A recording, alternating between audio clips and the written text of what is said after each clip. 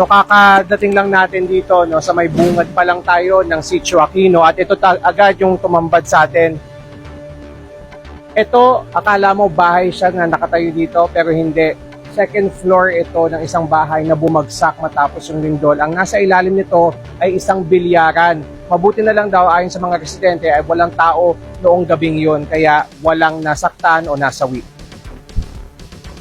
So itong dinadaanan natin ay terrace ng isang bahay. Pero para lang siyang isang eskinita ngayon dahil nga bumagsak na siya at kapantay na niya yung lupa. Ito namang bahay na ito sa aking tabi, dati kapantayan nitong daanan o itong pathway. Pero ngayon, kapantay na niya yung dagat.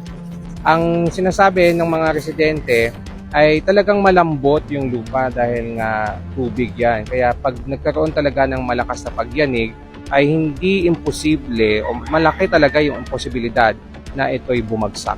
Medyo malungkot, nag-news. So habang ini-interview natin si nanay ngayon lang, bigla na namang nagkaroon ng konting parang sumayaw no, yung lupa. Kaya hindi na talaga sila maglalagi dito at balak na nilang umalis na, pumunta na sa evacuation center.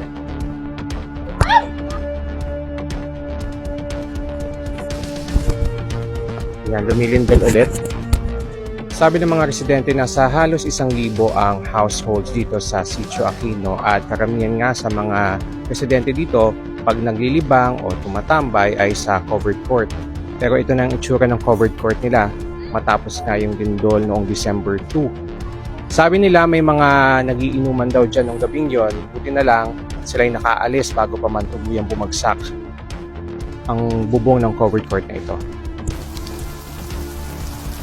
Yung mga residente sa iba-ibang barangay ng Hinatuan, dito sila ngayon sa mga tents no, sa isang open space sa barangay Bituon dahil nga matapos yung 7.4 magnitude lindol, dito na sila nagsipagpuntahan para lumayo doon. Mayroong mga nakatira sa mga coastal communities at meron din yung mga bahay nila ay tuluyan ng tumagilid. At yung mga nandito ngayon, ayaw muna nilang bumalik sa kanilang mga bahay sa pangamba na baka kapag nagkaroon pa ng isang aftershock ay tuluyan ng bumigay yung mga nakatagilid nilang bahay. Kagabi daw ang sabi nila napakaraming tao dito dahil nga tuloy-tuloy pa rin yung aftershock na ating nararamdaman. Pero ngayong umaga nagsipag-uwian muna yung iba para tignan yung estado ng kanilang mga tirahan.